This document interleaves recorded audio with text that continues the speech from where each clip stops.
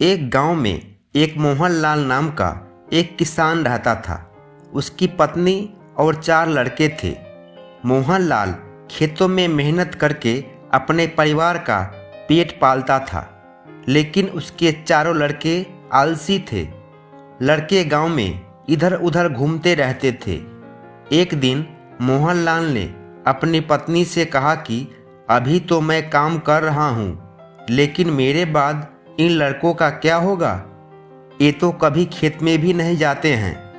मोहनलाल की पत्नी ने कहा कि धीरे धीरे ये लोग भी काम करने लगेंगे। समय बीतता गया और मोहनलाल के लड़के कोई काम नहीं करते थे।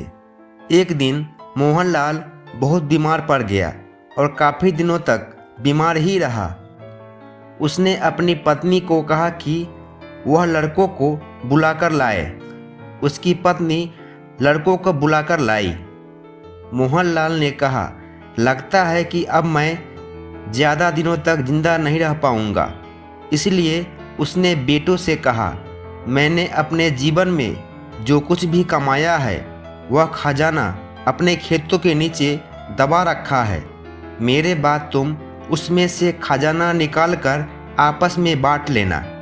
यह सुनकर चारों लड़के खुश हो गए। कुछ समय बाद मोहनलाल की मृत्यु हो गई। मृत्यु के कुछ दिनों बाद उसके लड़के खेत में दवा खजाना निकालने गए। उन्होंने सुबह से लेकर शाम तक सारा खेत खोद दिया, लेकिन उनको कोई भी खजाना नजर नहीं आया। लड़के घर आकर अपनी माँ से बोले, माँ, पिताजी ने हमसे झूठ बोला था। उस खेत में हमें कोई खजाना नहीं मिला। उसकी माँ ने बताया कि तुम्हारे पिताजी ने जीवन में यही घर और खेत ही कमाया है, लेकिन अब तुमने खेत खोद ही दिया है तो उसमें बीज बो दो। इसके बाद लड़कों ने बीज बोए और माँ के कहे अनुसार उसमें पानी देते गए।